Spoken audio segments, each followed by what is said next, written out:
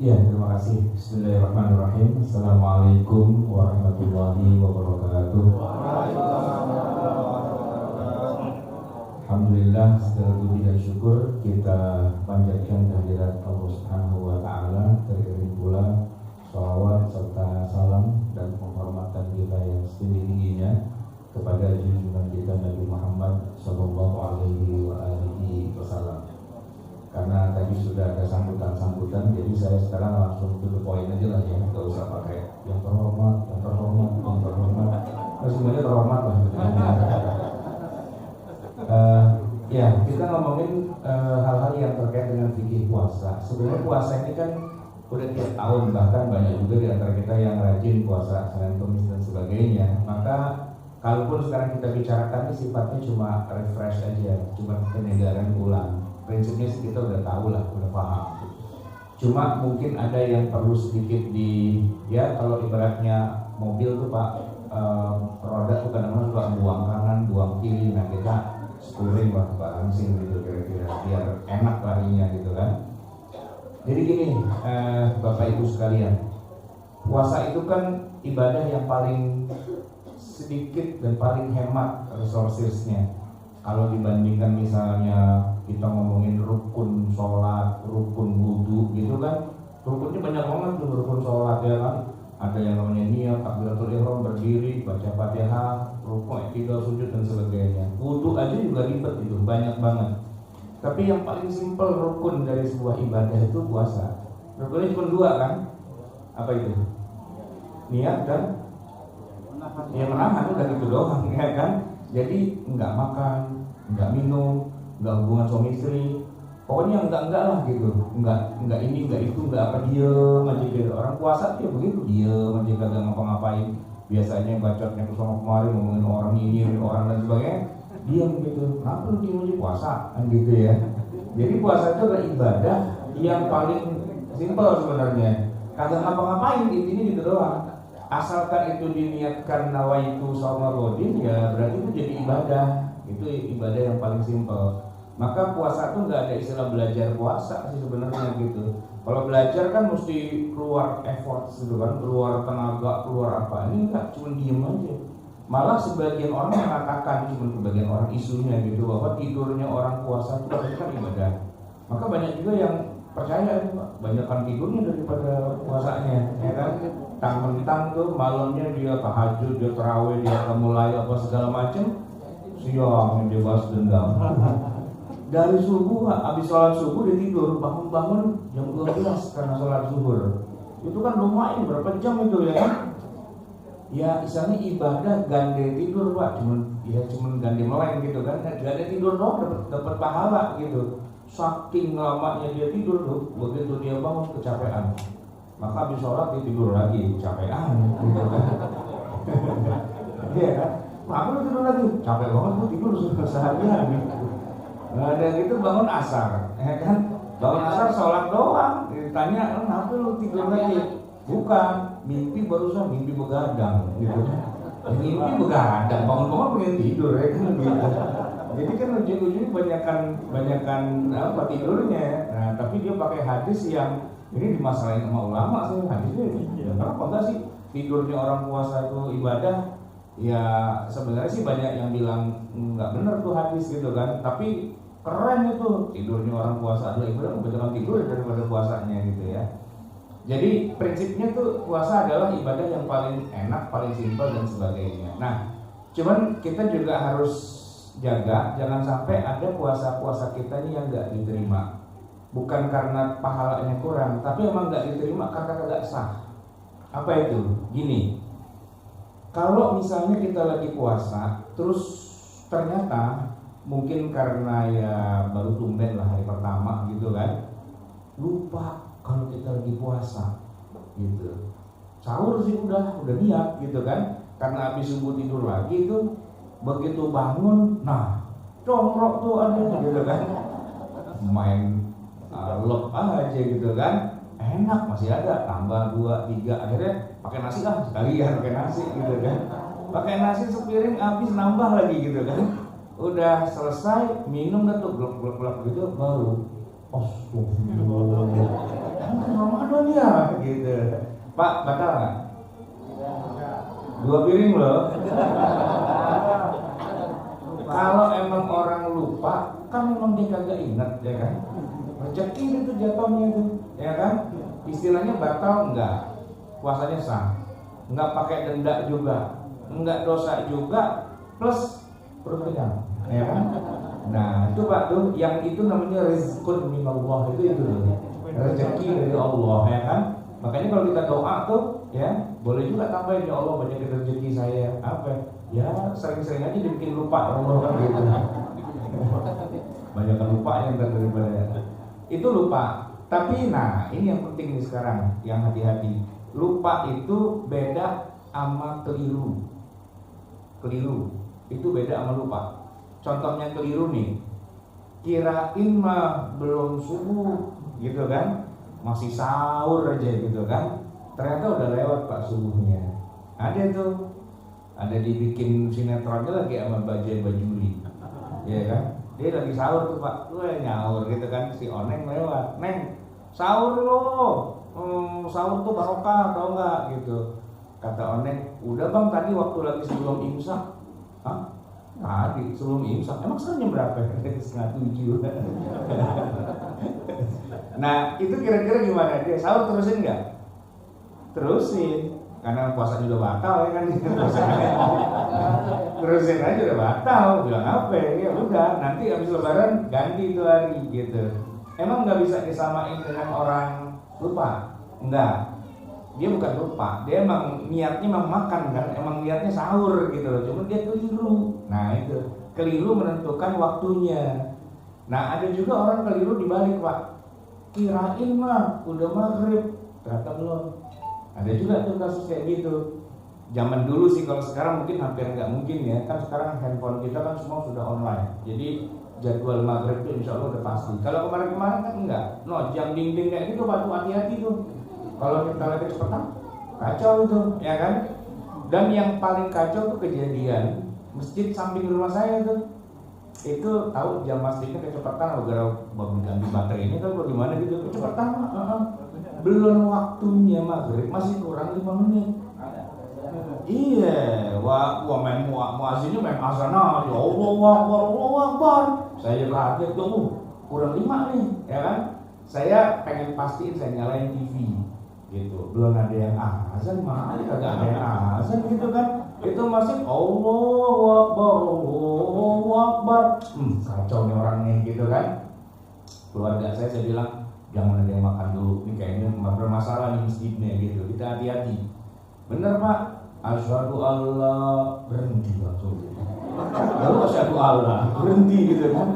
Lah, kok berhenti kenapa? Iya itu bermasalah, orang belum waktunya. Bener Pak, 5 menit kemudian TV itu udah pada azan gitu kan. Itu masjid azan lagi gitu kan. Cuman saya perhatiin tuh yang azan orangnya beda. Yang tadi lagi digebukin kan bagaimana gitu. Iya.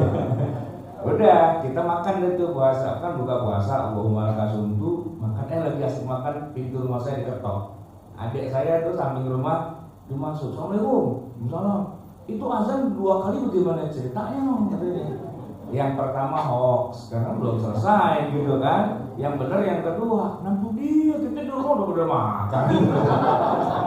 Keluarga main makan aja gitu kan, husnuzon banget sama azan gitu. Hati-hati tuh. Akhirnya tuh sekeluarga ya udah kodok Pak habis lebaran.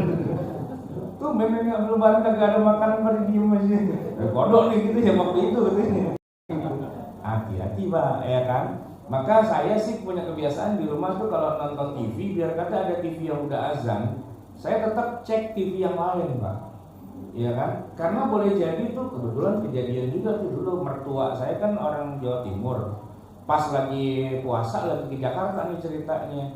Dia bilang, "Oh, udah azan tuh yuk kita makan." Saya cari, "Oh, Jawa Timur TV, Surabaya Pak." Ya udah azan dia gitu kan. Entar dulu nih kita di Jakarta gitu. Dia orang Jawa Timur nontonnya kan Surabaya. Dia kan nonton Jatim di. Ya, jangan ntar jadi masalah. Nah yang sekarang juga sering banyak beredar tuh yang kadang-kadang suka bikin kita ribut tuh gini. Ada beberapa ustadz, saya juga bingung ustadz dari mana sih, bilang begini, biar kate udah azan, tapi kalau kita lagi sahur mah terusin aja, gitu katanya. Biar kate udah azan, tapi terusin aja. Ada hadisnya, karena katanya itu para sahabat lagi sahur, gitu kan, tiba-tiba dengar azan, gitu. Nah Umar tuh lagi megang gelas gitu, dia nanya, ya Rasul, gimana? Terusin aja katanya. Itu hadisnya sahih banget. Yang nggak sahih cara memahaminya, gitu. Kenapa? Karena azan di masa Rasulullah itu ada dua. Ada azan pertama sebelum subuh, ada azan kedua, ya kan? Azan kedua itu yang subuhnya. Kita mah kalau di sini jarang, nggak pernah dengar. Ada di Madinah tuh. Saya pernah kan kalau waktu itu pernah umroh gitu ya. Sampai Madinah tengah malam, capek banget gitu kan, perjalanan dari tanah air sampai Jeddah, dari Jeddah naik bis sampai Madinah, sampai masuk hotel jam 2 malam. Lagi saya baru mau tidur ayam gitu ya, tiba-tiba azan. Ya Allah, udah subuh, saya bilang gitu kan. Udahlah, saya langsung sholat subuh aja di kamar, karena saya nggak mungkin dah ke masjid gitu, kayaknya capek banget gitu kan. Wudhu, sholat subuh 2 rakaat, jadi tidur lagi. Lagi tidur asik-asik, azan lagi. Nah, tadi bukannya udah azan gitu kan. Ternyata yang pertama itu emang azan pertama. Nah, yang subuh tuh yang azan yang kedua. Di Madinah tuh begitu, Pak. Akhirnya saya subuh jadi 2 kali, saya tadi udah subuh lagi gitu kan. Nah, ini banyak orang pada kerok tuh di situ. Ya kan, bahwa Nabi membolehkan para sahabat tetap meneruskan sahur walaupun sudah dengar azan. Itu bukan azan subuh. Kalau subuh mah nggak ada. Udah pasti Quran kok yang ngomong itu, ya, wa kulu washrabu hatta yatabayyana lakumul khaytul abyadu minal khaytil aswadi minal fajri. Ada tuh kata-kata itu 187 surat Al-Baqarah, minal fajri, fajar. Ya fajar itu subuh gitu. Nah, maka kalau memang sudah fajar, udah subuh, berhenti kita, biar kata tuh di mulut lagi banyak banget tuh makanan gitu kan. Jangan pakai bilang wazir, itu nggak gitu, batal gitu kan. Maka kalau para ulama di masa lalu, mereka sudah punya kebiasaan yang bagus banget, yaitu sudah mulai berhenti makan kira-kira beberapa waktu sebelum subuh. Kita menyebutnya dengan imsak gitu kan. Imsak itu ya kalau di kita sih dibikin standar aja 10 menit dah sebelum subuh gitu kan. Ya walaupun seandainya kita masih makan masih boleh.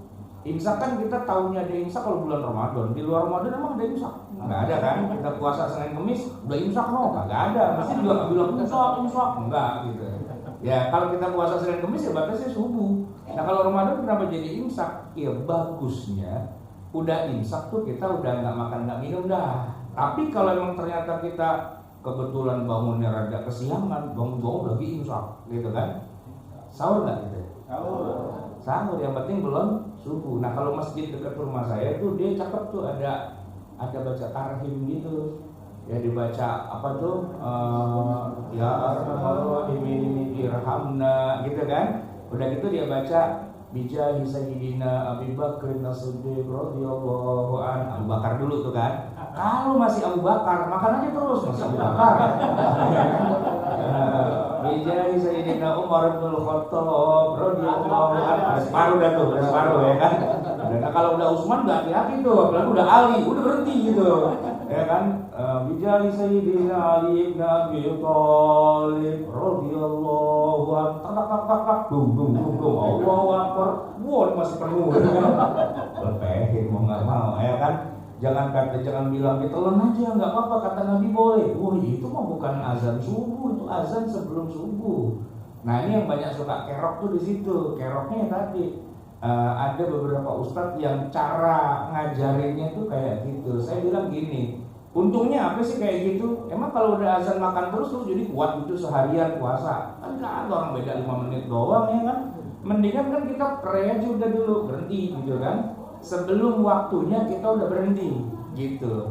Jangan sampai nanti keluar dalil ilal mubazzirina kanu ikhwana syayatin, ada nyelip kayaknya mubazir gitu kan.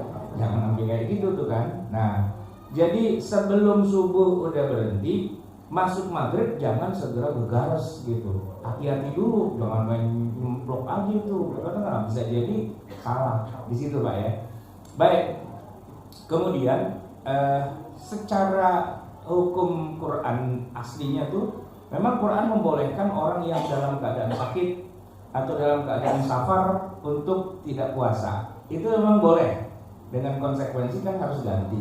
Tapi gini Pak, namanya sakit, namanya safar itu nggak sesakit-sakitnya, nggak sesafar-safarnya boleh kagak puasa.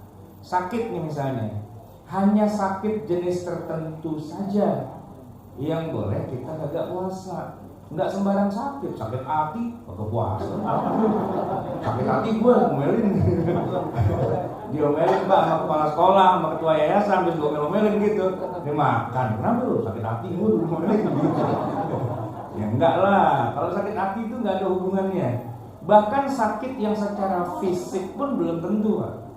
Ya, belum tentu boleh kita enggak puasa. Sakit fisik nih, contoh cantengan, sakit enggak Pak? Apa tuh? Penyakit kagak elit banget tuh cantengan. Masih ada orang cantengan gini hari ini. Sakit tuh, apalagi diinjek tuh, cantengan diinjek, dengan piano lagi lah. Nah, itu walaupun kita ngejar, kita ngulun-ngulun, kita jerit-jerit saking sakitnya, boleh nggak kita kagak puasa? Enggak. Sakit-sakit aja, puasa mah tetap. Soalnya nggak ada hubungan Pak. Jadi yang boleh kita nggak puasa itu adalah sakit yang kalau kita ngotot puasa, maka penyakitnya akan bertambah parah atau nggak sembuh-sembuh, gitu Pak. Bertambah parah atau nggak sembuh-sembuh. Nah, cantengan jempol kiri, itu kita puasa, emang nambah jadi jempol kanan juga? Enggak. Ya kan? Apa cantengan ini mungkin gede gitu gara-gara puasa jadi gede begini nih? Ya kan enggak juga, nggak ada hubungan. Nah kalau yang nggak ada hubungan mah puasa mah tetap aja gitu, mau sakit dah. Jangan pakai bilang kayak dulu zaman anak kecil. Puasa nggak boleh nangis nangis batal lo gitu. Ya udah nangis gitu. Nggak Pak, nangis kagak batal. Nggak aja anak kecil lo dasar tuh ngarang-ngarang aja lo, nggak boleh nangis lo. Iya, ya kan gitu kan zaman dulu kan kita masih kecil puasa nggak lo? Cuy, ngomong puasa cuy gitu kan, meludah. Mau nangis batal lo katanya gitu. Nggak, nangis nggak batal. Ngomongin orang juga nggak batal. Enggak, emang kata siapa ngomongin orang batal? Jangan, cuman suka bawa-bawa tuh. Udah maghrib nggak ada makanan. Gimana batalnya? Kita ngomongin orang yuk. Ngomongin orang batal kagak lah. Bukan batal Pak, dosa. Dosa lah, ngomongin orang gitu ya kan. Ya ngomong jorok yuk gitu kan. Enggak gitu. Itu dosa aja, tapi puasa mah tetap agak batal. Mengurangi pahala, iya. Tapi kalau batal mah enggak. Masalahnya banyak orang yang gitu. Jadi dia kira kayak gitu-gitu batal tuh dimakan gitu kan. Makan siang-siang batal. Kenapa emang tadi? Harus ngomongin orang gitu. Ya, ngomongin orang batal. Alasan aja dicari-cari gitu kan. Nah, jadi jamaah sekalian, yang sekiranya memang membolehkan dan memang memenuhi syarat, ya kita boleh nggak puasa kalau sakit ya tadi ya. Nah, gimana dengan safar? Safar itu juga gitu, ada ketentuannya. Kita boleh nggak puasa karena safar, tapi dengan syarat nomor 1 nih, harus jadi musafir dulu, baru ketemu subuh. Gimana tuh? Harus jadi musafir dulu, baru ketemu subuh. Jadi musafir berarti kita udah berangkat duluan nih, sebelum ketemu waktu subuh.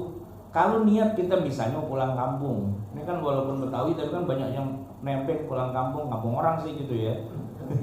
Numpang pulang kampung dong, kampung lu gitu kan. Betawi, bapaknya Betawi, ibunya Betawi. Pulang kampung kemana kan gak ada pulang kampung gitu.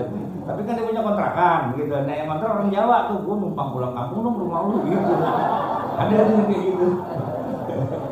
Makanya walaupun Betawi kawin aja sama Jawa, biar dia punya kampung juga gitu kayak saya gitu kan. Saya bisa pulang kampung gitu. Bapak saya tuh Betawi Pak, ya kan, ibu saya orang Jogja. Jadi saya mah ketemu Jawa ngaku Jawa, ketemu Betawi ngaku Betawi ya kan. Yang penting gue selamat aja gitu kan. Nah, kalau mau pulang ke Jawa di bulan Ramadan, ya pengen judulnya pengen kagak puasa boleh. Tapi orang-orang lagi makan sahur, itu berangkat tuh.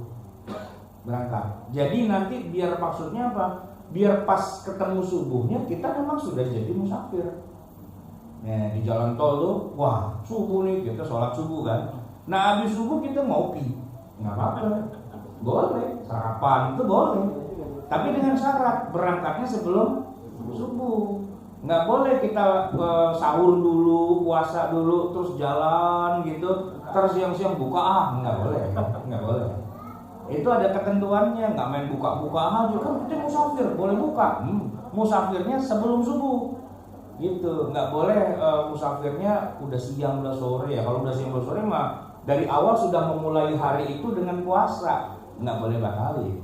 Ya kecuali dia mabok, dia sakit, dia apa lain cerita. Judulnya bukan musafir, judulnya sakit, gitu kan. Nah kalau sakit mah ceritanya lain. Nah kalau dia seger buger gitu, musafir nih, batalin nggak bisa, gitu ya.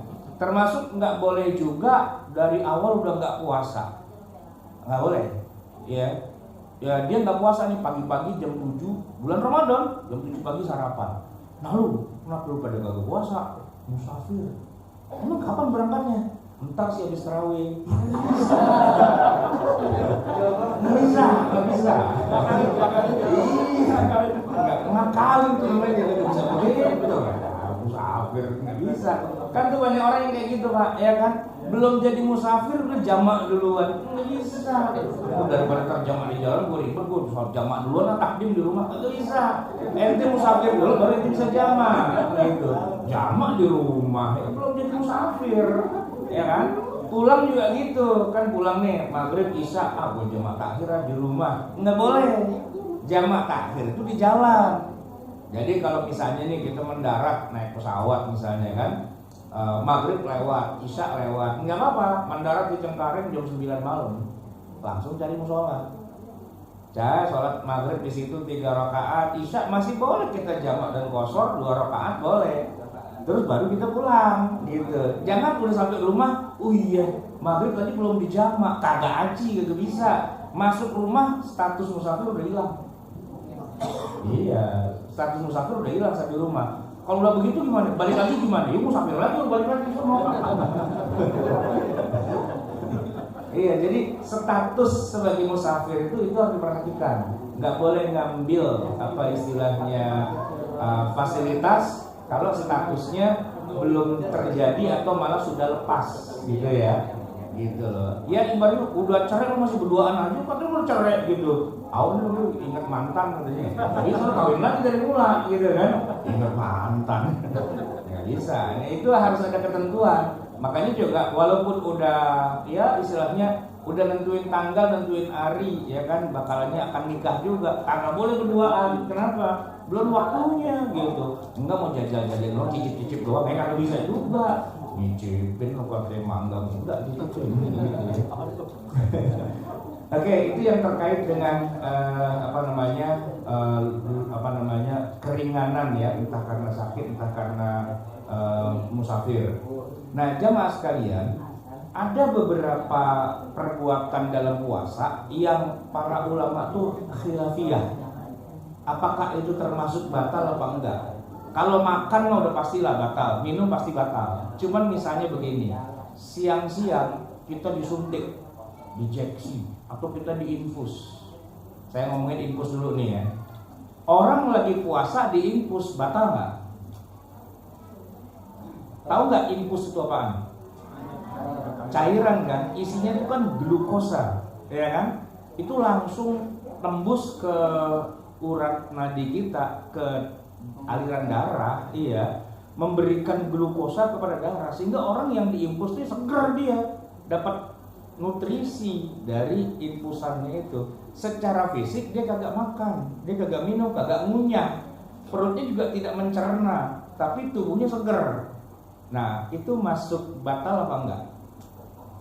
Ya, para ulama beda pendapat. Yang bilang kan kagak makan, gitu kan. Nah, yang bilang makan, gitu. Termasuk kalau misalnya ini contoh, orang minum, ya, apa bukan minum sih, ngerokok, gitu. Orang ngerokok batal nggak Pak? Tergantung teknik ngerokoknya. Iya, kalau ini rokok nih, ini yang buat yang khusus yang rokok doang nih, yang kagak ngerokok kita nggak ngomongin ya. Orang ngerokok nih, itu asap rokok itu seluruhnya disedot dari mulutnya. gitu kan, masuk tuh ke mulut. Itu kayak orang minum. Makanya dalam bahasa Arab disebut dengan yashrabud dukhan, minum asap, gitu kan, minum asap. Kagak kenyang, enggak, tapi minum jatuhnya karena suruh masukin ke mulutnya. Beda dengan kalau kita ini sore-sore lagi mau nyari buka puasa, melewati tukang sate lagi kipas-kipas, gitu kan. Kan baunya kemana-mana tuh kan. Kita lewat sate enak banget gitu. Batal nggak? Kenapa? Kan asap-asap juga. Nah, iya bedanya di situ. Kalau rokok kan dimasukin, masuk semua. Makanya kalau merokok nggak dimasukin, nggak batal Pak. Dibakarnya cuma gini aja gitu. Nggak batal. Ya buktinya kalau kita ini lagi puasa nih, kita duduk di angkot, yang sampai kita kagak puasa dia merokok aja gitu, kita batal nggak? Kita nyedot tuh asapnya dia itu, ya kan, asap rokoknya, asap dari napasnya dia, kita kan nyedot juga. Tapi kan nggak secara langsung gitu kan. Nah maka asapnya tukang sate itu kalau kita jagain pakai baskom tuh kita batal. Gitu. Tapi kalau cuma lewat langsung, nah itu nggak batal. Di situ. Nah tapi lepas dari masalah batal nggak batal, nanti ada khilafiyah memang para ulama. Sekarang gini, kalau kita ragu-ragu batal apa enggak, mendingan mana? Mendingan kita anggap udah batal aja dah, atau kita enggak batal. Yang mana yang bagusnya? Dua-duanya. Tapi dua-duanya bukan yang jelek dua-duanya, yang bagus dua-duanya. Kalau kita ragu-ragu, puasa terus ganti iya. Ya. Puasa terus ganti iya. Ya istilah kata nanti kalau di akhirat tuh sama malaikat itu pakai ganti, kenapa emang? Saya ragu-ragu malaikat batal apa enggak, jadi saya hati-hati saya ganti aja gitu. Enggak, yang ini sah. Nah yang ini kira-kira sia-sia enggak kita ganti Pak? Enggak sia-sia. Itu jadi pahala, jadi banyak. Makanya kalau kita ragu-ragu batal enggak, puasa mah terus aja. Cuman karena kita takut, aci juga tuh di malaikat tuh, jangan-jangan kagak aci gitu malaikat, kagak aci lo kayak gitu kan. Ini bahasa orang Pedurenan kayak gitu, aci kan. Kalau lagi keluar Betawi banget, kalau keluar Jawa ini keluar Jawa ini gitu.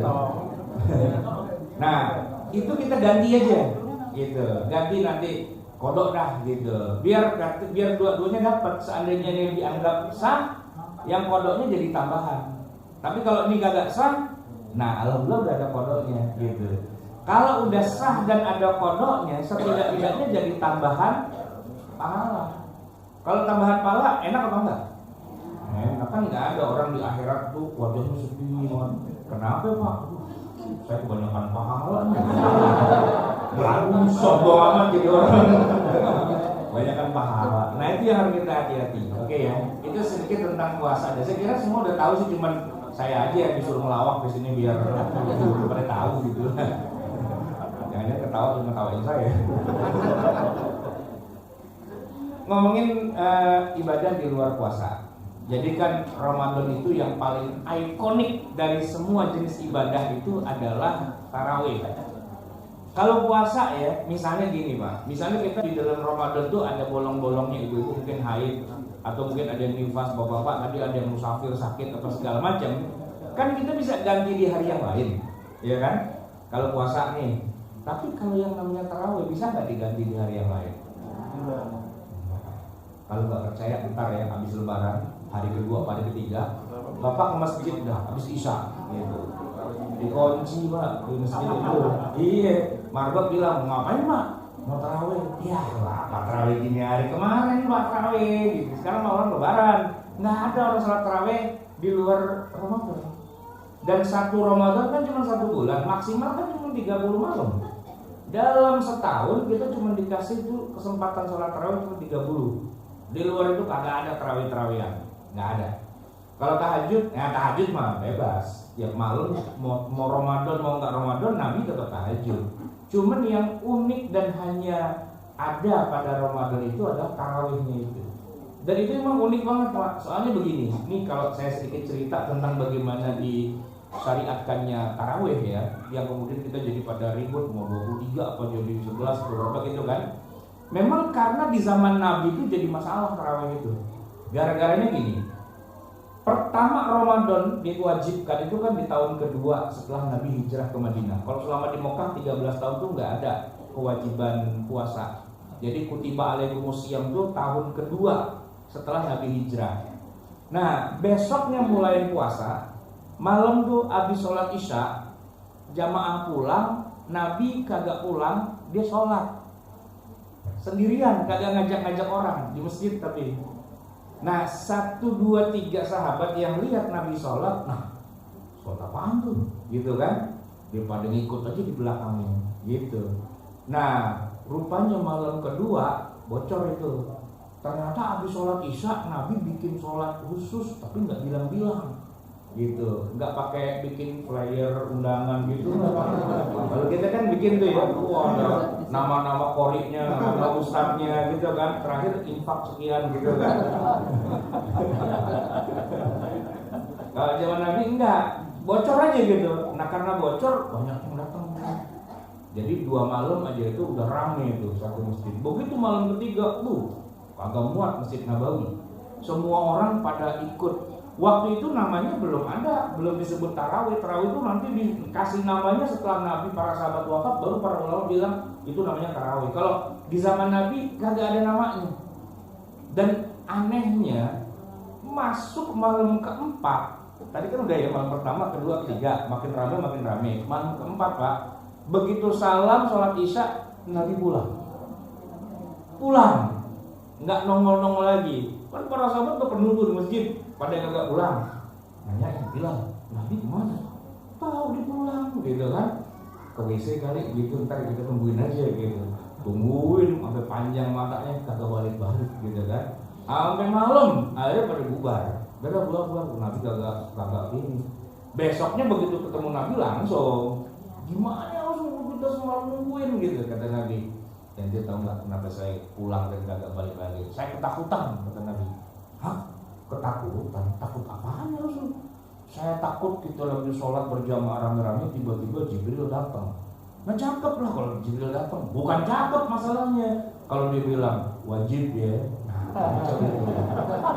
susah nolaknya. Wajib nih, ya cakep nih sholat wajib kan, gitu kan? Ya jangan gitu dong juga, jangan bilang wajib gitu kan. Saya takut itu kata Nabi, fa inni khasyitu an tuftarada alaikum. Saya takut diwajibin. Maka daripada kita cari gara-gara sama Jibril, mending kita bubar aja lah. Bubar. Nggak tahu tuh Nabi sholat sendirian apa bagaimana, pokoknya kagak ada tarawih berjamaah. Jadi di masa Rasulullah yang namanya tarawih berjamaah itu cuma 3 kali doang. Malam pertama, malam kedua, malam ketiga. Dan di zaman sekarang umat Nabi Muhammad banyak yang kayak gitu. Tarawih ramenya malam pertama. Oh iya. Itu ngikutin Nabi itu. Sunnah Nabi itu.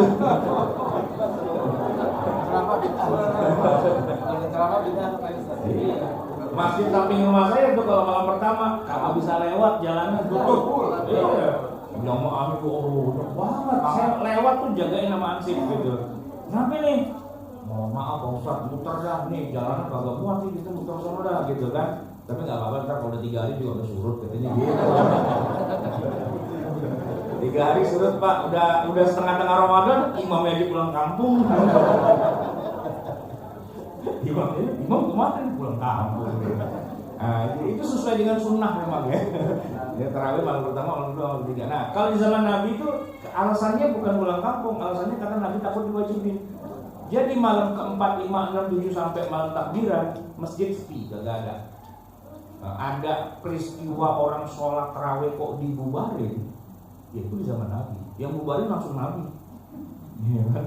Nggak ada yang demo sih. Ya Nabi yang bubarin, masa Nabi mau demo? Wah, Rasulullah kenapa menghalangi kami mau jamaah? Enggak, kata Nabi bubar, pulang semua pulang udah, kagak ada lagi. Tahun besok nggak ada tarawih, tahun besoknya lagi nggak ada, tahun besok nggak, sampai Nabi wafat nggak ada tarawih berjamaah. Kenapa? Gara-garanya takut diwajibin. Iya, takut diwajibin. Udah siangnya capek puasa seharian, malamnya wajib pulang, nggak mau cari gara-gara, gitu kan? Dan selesai. Nah begitu Nabi sudah wafat, ya kan? Di zaman Umar, nah kata Umar, nyok kita terusin Soalnya apa? Soalnya Nabi sudah wafat. Kalaupun takut diwajibin sama Jibril, kagak mungkin Jibril turun di tengah kita. Nah kalau kita lagi tarawih, Jibril turun, kita jadi nabi semua, ya kan? Wajib, gitu kan? Nabi Umar, itu kan nggak mungkin kan? Nah udah, Nabi wafat, udah selesai, wahyu terhenti. Nah sekarang kita tarawih. Nah maka di zaman Umar, tarawih yang sempat libur selama belasan tahun itu kemudian diadakan lagi. Belasan tahun hitungnya gini Pak, itu kan tadi tahun kedua Hijriah. Nah tahun kedua itu sekali dah ya, terus tahun ketiga 4, 5 itu kan ada 9 tahun sampai Nabi wafat. Masa Abu Bakar 2 tahun, masa Umar tuh setelah 9 tambah 2 kan 11 tahun. Libur tarawih selama 11 tahun. Setelah itu diadakan lagi. Nah yang mengadakan siapa? Ya dia juga orangnya. Ya waktu zaman Nabi ya dia, waktu Nabi sudah wafat, paling kan kurang cuma Nabi udah meninggal, Abu Bakar udah meninggal. Selebihnya ya orangnya dia juga. Nah disitulah ada yang namanya tarawih berjamaah setiap malam. Hadis tentang tarawih, ada tarawih 20 gitu ya. Ada tarawih itu 2 rakaat istirahat dan sebagainya. Ah itu kejadiannya yang di zaman para sahabat. Sedangkan yang di zaman Nabi itu nggak ada hadisnya. Maksudnya ya karena kebanyakannya memang nggak ada sholat tarawih. Jadi ya cuman hadisnya cuman Nabi pernah berjamaah terus dihadirkan dan nggak ada yang cerita lagi kayak apa sholatnya, nggak ada. Nah kalau mau ya lihat aja langsung yang kejadian di zaman Umar. Itu yang jadi rujukan seluruh ulama, seluruh mazhab fikih yang 4 ke situ melihatnya. Makanya bukan cuma kita yang orang Indonesia mazhab Syafi'i itu yang sholat tarawihnya 20. Saudara-saudara kita di Saudi Arabia, mereka tuh mazhabnya bukan Syafi'i, mereka mazhabnya Hambali. Tapi di Masjidil Haram, di Masjid Nabawi ya mereka 20, ngikutin para sahabat. Saudara kita di India, Pakistan, Turki, sholat tarawihnya 20. Karena mazhab Hanafi officially resmi itu 20. Termasuk juga saudara kita di Maroko, di Aljazair, di Tunis, ya, di Maghrib itu mereka kan mazhabnya Maliki. Maliki juga 20. Jadi 4 mazhab itu 20. Kenapa? Karena merujuknya ke zaman Umar. Kenapa nggak ke zaman Nabi? Kagak ada. Tarawih di zaman Nabi nggak ada. Tapi kalau Nabi katanya sholat 11, nah Nabi itu sholat malamnya memang 11 rakaat, itu hadisnya sahih banget, Bukhari, Muslim. Ya itu kenapa kita pilih 20? Gini kita jelaskan ya. Nabi sholat 11 rakaat itu dikerjakannya tahu nggak? Setiap malam, di Ramadan dan di luar Ramadan, yang kita kenal dengan istilah sholat tahajud. Itu memang 11. Dan Aisyah sendiri yang cerita. Jangan tanya dah kalau masalah lamanya, ya lama banget. Karena di cross check sama asistennya Nabi kan punya asisten namanya Anas, Anas bin Malik. Kata Anas apa? Saya pernah tuh sekali-kalinya ikut sholat tahajud sama Nabi. Ya Allah lama banget. Karena Nabi baca Al-Baqarah sampai selesai, itu kagak ruku, terusin lagi Ali Imran. Ali Imran selesai kagak ruku, terusin lagi An-Nisa. Itu kan 1/8 Quran. Baru dia ruku. Lamanya kayak berdirinya. Gitu kan. Gempor. 2 rakaat salam, Anas pulang. Tobat saya ternyata. Ada orang habis sholat langsung tobat, ya itu dia Anas. Makanya Nabi, kalau kita lihat riwayatnya beliau tahajud, nggak pernah ngajak orang. Nggak pernah. Ya soalnya resiko tanggung sendiri kan. Iya. Aisyah aja bininya nggak pernah diajak sholat tahajud sama Nabi, enggak. Paling kalau Aisyah tidurnya rada melintang digeser sama Nabi gitu kan. Aisyah cuma cerita doang, terus mau lalu tahajud gitu. Nah kita enggak, gitu, enggak apa-apa, enggak wajib kan. Nah 11 rakaat itu hadisnya sahih banget. Cuman yang jadi masalah ada orang yang rada kerok dikira 11 itu adalah tarawih. Padahal bukan. Tarawih ya tarawih, ya kan? Tahajud ya tahajud. 2 ibadah yang berbeda dari awal. Cuman kadang-kadang ada orang yang rada keroknya di situ Pak. Dikira kalau Ramadan namanya tarawih, di luar Ramadan namanya tahajud. Enggak, ya kan? Kalau bapak nggak percaya, jajalin nggak ke Mekah. di Mekah itu ya, mereka bukan Syafi'i, bukan kayak gitu. Kalau kita kan yang Syafi'i 20, yang bukan Syafi'i 11. Enggak, bukan begitu. Di Mekah itu mazhabnya bukan Syafi'i, mereka mazhabnya Hambali. Dan mereka sholat tarawih 20 itu habis Isya, nggak pulang. Jadi Isya di sana setengah 9, jam 9 mulai tarawih. Ya kan, 20 rakaat. Memang satu juz itu agak lama, baru selesai kira-kira jam 11 malam, 2 jam itu. Ya kan, 20 halaman dia baca, selesai jam 1 malam mulai lagi. Nah, itu yang 11. Gitu. Jadi kalau kita di sini masih ribut jadi 20 11, di sana mah dua-duanya dikerjain. Emang dua-duanya sahih, cuman naroknya. Nah, itu naroknya. Yang 20 itu tarawih, yang 11 itu tahajud. Wah, mantap itu kita kalau bisa sholat kayak sampai mimisan tuh ngikutin sholat tahajudnya. Bayangin 11 rakaat 2 juz setengah. Ngeselin banget itu kan. Iya. Orang udah tarawihnya jadi 20 gitu kan, baru duduk sebentar lah mulai lagi apaan nih? Tahajud sekarang ini qiyamul lail. Udah. Makanya besoknya bahas dendamnya mantap itu dari subuh sampai zuhur waktu bangun-bangun gitu kan. Karena semalaman gitu ya kan. Di kita enggak, di kita yang 20 yang 11 daripada main sindir-sindiran, main kata-kataan gitu kan. Yang 11 ngotot dengan 11-nya, yang 20 ngotot dengan 20-nya. Kadang-kadang ada yang menyusup. Dia orang 11 tapi masuk yang di 20. Begitu 8 dia pulang. Kayak di sini bukan Tanjung Priok sono lagi pada begitu ya kan. 8 pulang ya gitu. Iya enggak apa-apa. 8 pulang boleh, 6 aja boleh. Gitu. Bukannya kalau 8 enggak boleh. Enggak, orang 2 rakaat aja pulang boleh. Orang enggak tarawih juga ke apa enggak. Emang jadi masalah? Enggak masalah. Mau kurang dari 20 boleh. Bahkan mau lebih dari 20 juga bisa. Ada para ulama di Madinah dulu nambahin, Pak. Aslinya kan 20. Madinah tambahin 16 lagi. Jadi 36. Gara-garanya mereka ngiri sama orang-orang di Mekah. Di Mekah itu kan gini. Jadi teknik sholatnya para sahabat itu ternyata gini. Mereka kan 20 rakaat tapi nggak dihajar terus. Jadi sholatnya adalah kan seperti sabda Nabi, sholat malam itu kan 2 rakaat, masna. Biar kata 20 tapi kerjanya 2 rakaat salam, berdiri lagi 2 rakaat salam, terus istirahat. Istirahatnya lama. Udah gitu 2 rakaat salam, 2 rakaat salam, istirahat lagi. Udah 2 tuh kan. Terus 2 rakaat salam, 2 rakaat salam, istirahat lagi. Lama tuh yang ketiga. Terus 2 rakaat salam, 2 rakaat salam, istirahat lagi. Ada 4 kali istirahat. Nah, dari situlah kemudian para ulama 100 tahun kemudian sepakat memberi nama sholat ini sholat yang banyak istirahatnya. Kalau istirahat itu disebut dengan istilah tarwihah, istirahat. Kalau ada 2 tarwihatani.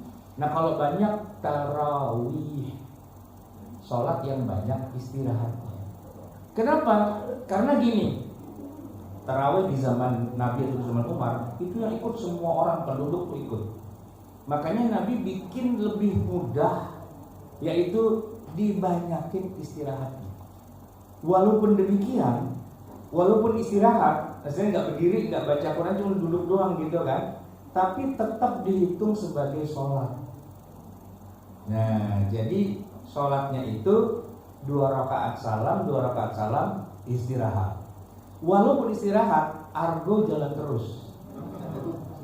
Argo jalan terus. Jadi disitulah Nabi itu kan takut diwajibin. Nah, maka Nabi sambil takut itu sambil istirahat. Gitu. Sholat lagi 2 rakaat salam, 2 rakaat salam, istirahat lagi. Dibanyakin istirahatnya. Jadi kalaupun nanti ternyata diwajibin, paling enggak udah dibikin simple sama Nabi. Nah, begitulah kemudian di zaman Khalifah Umar para sahabat melakukannya dengan 2 rakaat salam, 2 rakaat istirahat. Istirahatnya 4 kali.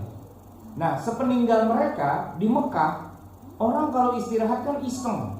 Ngapain gitu kan? Ada Ka'bah tuh gitu kan, daripada tawaf gitu. Daripada iseng tawaf. Ya kan yang datang kan bukan orang Mekah doang. Orang dari seluruh dunia kan pada sholat di Mekah. Nah, kalau cuma duduk doang bengong ngapain? Tuh Ka'bah nganggur. Gua tahu gitu. Kita tawaf, gitu kan. Akhirnya jadi kebiasaan setiap istirahat pada tawaf. Tawafnya 4 kali Pak. Udah sholatnya dikali 100.000 pahala plus tawaf 4 kali. Wow, orang di Madinah ngiri Pak. Iya asik kalau ada Ka'bah bisa tawaf, nah kita mau ngiderin apaan makam Nabi ya kan mungkin gitu kan. Gunung Uhud ya kan. Akhirnya udah kita sholat aja dah gitu. Jadi sholat 20 dengan istirahatnya 4 nyelip-nyelip itu dikasih dengan 4 rakaat sholat lagi. Jadi 4 kali 4 16. 20-nya tambah 16 jadi 36. Nah, Ibnu Taimiyah dalam satu riwayat disebutkan 36. Tanggung amat udah lempengin 40. Boleh enggak? Boleh. Itu kan ibadah sunnah. Jadi Bapak mau yang 20 boleh, mau yang 8 boleh, mau yang 36 40 boleh. Kagak sholat juga kagak apa-apa ya. Kan bukan kewajiban. Itu kan Nabi sudah berhasil untuk bikin tidak wajib. Ya kan? Tinggal masalahnya kita hitung-hitungan. Ya, sholat tarawih dapat pahala, enggak tarawih enggak dapat pahala. Itu aja sih intinya, yang mau-mau aja kan. Enggak usah repot. Nah, makanya kalau memang ada kesempatan bisa 20, teman saya Pak, teman saya itu orang Muhammadiyah. Dia nggak mau tarawih 20. Walaupun masjid depan rumah tuh 20, asal 8 dia udah pasti pulang. Gitu. Udah begitu. Nah, makanya waktu itu umroh bareng sama saya bulan Ramadan. Kan sholatnya asik tuh ya kan, asik apa segala macam gitu. Begitu udah 8 rakaat kan biasanya dia pulang. Dia anteng gitu juga pulang. Gitu. Saya senggol, Mas, orang Jawa ya. Biasanya 8 pulang gitu. Wah, saya terusin aja gitu. 8 tuh pulang, terus deh masalah kalau gitu. Jangan gitu dong. Ini kan umur nih tiketnya mahal kan. Mahal kan umur Ramadan ya kan. Saya suruh pulang 8, rugi dong saya gitu. Iya kali kalau ente pengen menjaga kemuhammadiyahan kan biar 8 gitu kan. Nah biasanya kan pulang gitu. Balas saya kali ini NU udah katanya. Seandainya dia pulang boleh nggak? Boleh aja, emang kenapa? Emang nggak boleh? Boleh aja. Cuman, lu ngapain umroh jauh-jauh? Soalnya kalau cuma 8 pulang ya nggak gitu. Tapi begitu dia pulang kemarin 8 pulang lagi dia gitu kan. Memang dasar dari awalnya pengen 8 pulang gitu kan. Kenapa gitu? Di Masjid Raya Pondok Indah, saya kan kalau Ramadan tuh kadang-kadang sholat di situ. Itu gitu juga Pak. Cuman kalau dia dibalik, memang basically 8 pulang. Nah yang mau 20 silahkan terusin. Maka tuh masjid penuh, begitu 8 bubar, yang terusin tinggal 1 shop doang di depan gitu. Itu yang kelas-kelas dewa lah, itu yang calon penghuni surga semua. Yang lain pada pulang gitu. Tapi ada pengurus tuh dia udah pulang, dia ikut yang 8 tuh ya. Begitu saya ikut yang 20 ceritanya nih gitu kan. Begitu pulang lah, itu masih di sini nih. Kenapa nggak pulang? Bukannya tadi 8 pulang? Apaan mobil saya di dalam nggak bisa keluar depan. Kalau gitu Pak ikut yang 20 kita lakukan. Udah itu nggak apa-apa biarin. Tapi pesan saya gini Pak, asal bisa sih ya, Bapak tarawih itu kalau bisa di masjid Pak, kalau bisa ya, dan berjamaah gitu. Karena pahalanya berkali-kali lipat dibandingkan tarawih sendiri kan boleh ya. Tapi tarawih sendiri itu nilainya memang turun banget, degradasi. Iya, mengalami degradasi gitu ya. Kenapa? Pertama gini, contoh asli di zaman Nabi dan di zaman Umar kan berjamaah. Aslinya, basically itu berjamaah. Jadi ada sholat yang basically berjamaah kayak sholat Id, itu aslinya kan berjamaah, ya kan? Walaupun sunnah, tapi aslinya berjamaah gitu. Boleh nggak kita sholat Id sendirian? Boleh nggak? Boleh kan? Boleh. Kemarin kita lagi COVID kan pada sendirian kan? Atau minimal sepuluhan lah. Makanya banyak yang tiba-tiba jadi khotib mendadak itu kan di situ. Dia jadi khotib yang dengerin bininya kata bini cie.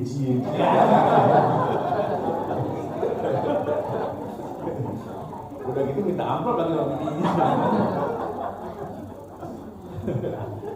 Jadi boleh kalau sendirian, tapi ya kayak gitu, kayak kita sholat Id tapi sendirian, pahalanya turun banget. Yang paling bagusnya itu ya berjamaah, syukur bisa di masjid. Kenapa saya bilang syukur bisa di masjid? Pertama contohnya dari Nabi dan para sahabat kan kayak gitu ya kan.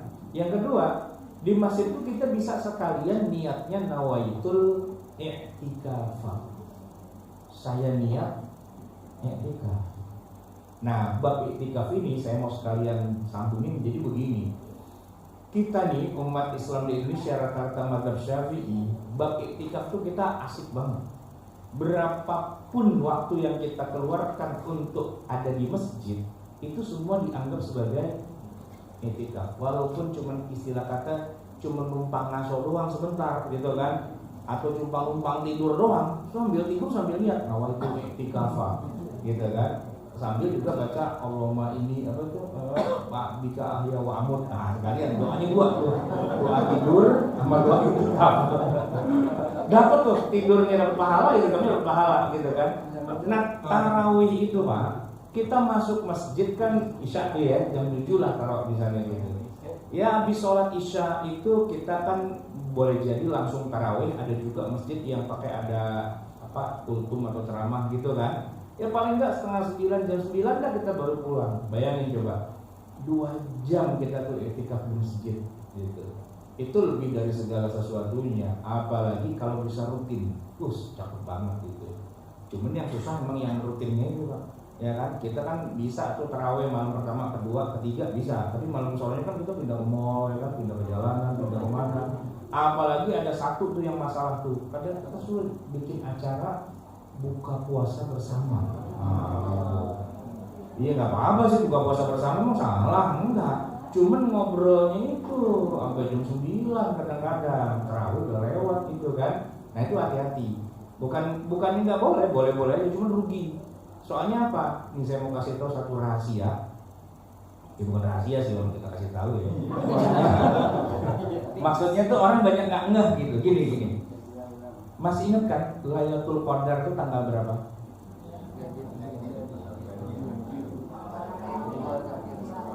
Nggak ada yang tahu Lailatul Qadar.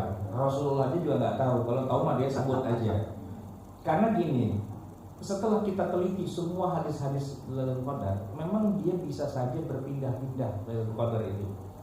Bisa jadi. Ada yang bilang pindahnya tiap tahun, ada yang bilang pindahnya tiap tempat. Jadi kalau di Indonesia Lailatul Qadarnya 27, kalau di Malaysia tanggal 25. Oh gitu. Jadi bisa ngacak gitu kan. Nah, kan kita bingung. Ya, ini Indonesia kita dapat yang malam 27, apa yang mana nih gitu kan?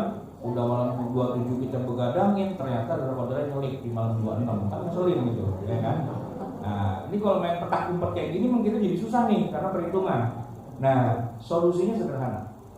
Lailatul Qadar itu nggak mungkin keluar dari bulan Ramadan kan? Pastinya di malam Ramadan. Dan malam Ramadan tuh total maksimal 30. Kenapa nggak 30-30 aja kita hajar semua? Dari malam pertama tarawih di masjid, malam kedua tarawih di masjid, malam ketiga 4, 5 sampai malam terakhir kita tarawih di masjid. Dapat nggak kira-kira Lailatul Qadar? Lu mau hari kemana lu Qadar? Mau loncat ke mana? Kan nggak mungkin dia loncat ke Rabiul Awal, kan nggak mungkin gitu kan? Mau lari kemana coba? Mau kita jagain 30 malam, ya kan? Jadi kiat untuk dapat pasti Lailatul Qadar itu adalah tarawih tiap malam di masjid. Ya, dapat pasti deh tuh, nggak mungkin enggak. Karena dia nggak akan nyelip gitu, nggak akan hilang, enggak. Ya, pokoknya semalaman itu kan, mau jam berapa aja yang penting kita ibadah, kita tarawih, kita di masjid, kita nawaitul i'tikaf sekalian, dengerin orang ceramah, kemudian kita baca Quran sendiri, zikir apa segala macam. Nggak harus yang namanya i'tikaf tuh sampai subuh tuh nggak harus. Jam 9 kita pulang nggak apa-apa. Udah i'tikaf tuh namanya. Kan orang kita kan selalu berpikir kalau i'tikaf tuh harus sampai subuh. Enggak. I'tikaf tuh mau berapa menit aja bisa. Tapi yang penting tiap malam jangan sampai nggak i'tikaf. I'tikaf tuh tiap malam. Karena kemungkinan Lailatul bisa aja dia nyelip tiba-tiba tanggal 1 Ramadan ada di situ. Kalau itu banyak yang dapat tuh berarti, karena kan malam pertama banyak tuh ya kan. Iya. Tapi bisa juga dia tanggal 17, tanggal 19, tanggal berapa gitu kan. Makanya kita hajar aja semua. Hajar habis semua biar kita tuh nggak ada istilahnya udah pasti dapat dah i'tikaf itu ya kan. Lailatul Qadar itu pasti dapat gitu. Nah, kalau masalah Nabi i'tikaf, nah ini dia nih. Kan banyak orang berpikir kalau acara i'tikaf di masjid itu cuman mulai ini habis taraweh, terus habis sholat subuh, kultum pulang. Nah kalau Nabi mah nggak kayak gitu. Nabi itu yang namanya i'tikaf tanggal 20 Ramadan habis asar masuk masjid, pokoknya sebelum maghrib gitu kan. Itu nggak pulang-pulang, keluar malam takbiran gitu, nggak pulang. Kita kalau kayak gitu lagi ibu-ibu pulang, nggak, lakinya udah kawin lagi. Mana aja lu iktikaf bang, kawin lagi. Paling kita, kalau kita iktikafnya gaya kita orang Indonesia itu kan matanya Syafi'i, berapa menit saja pun itu sudah dianggap sebagai iktikaf gitu. Jadi on off gitu bisa atur aja. Beda nih kalau sama saudara kita orang Maroko itu kan mereka Maliki itu ya. Kalau Maliki itu iktikaf kayak orang puasa. Jadi ada mulai startnya, ada mulai akhirnya. Kalau di tengah sampai keluar masjid batal iktikafnya gitu, kayak agak aci gitu. Nah syaratnya dia mulai dari maghrib. Sebelum maghrib harus sudah masuk masjid dan sampai ketemu maghrib lagi besok. Selama dia 24 jam itu kalau dia masih di masjid, dia iktikafnya sah. Tapi kalau dia sempat keluar aja gitu sebentar, batal berarti kagak aci lah, kagak dianggap iktikaf gitu. Nah kalau kita kan santai, keluar masuk, paling mereka pulang masuk mulu. Karena ribet nih. Iya, nah nggak apa-apa kita iktikaf tuh, ya kan, tiap malam. Baik jamaah sekalian yang dirahmati, katanya suruh ada dialog nih. Kalau ngomong lama-lama capek juga. Terakhir nih ya, masalah sholat. Kan tadi ya ada taraweh, ada tahajud dan ada witir, ya kan? Nah witir ini bisa dikerjakan di mana saja di malam itu. Bisa bareng sama taraweh kita witir, bisa bareng sama tahajud kita witir, gitu. Jadi nggak masalah. Yang jelas witir itu cuma sekali aja. Kalau kita udah jamaah taraweh dan witir, berarti kalau malam kita mau bangun tahajud boleh nggak? Boleh. Apakah harus witir lagi? Enggak. Ya udah tahajud aja, nggak usah pakai witir. Tapi kalau tadi kita nggak taraweh nggak apa, terus malam cuma tahajud doang pakai witir, ya witir lah di situ, gitu kan? Sholat witir itu pokoknya sholat yang ganjil.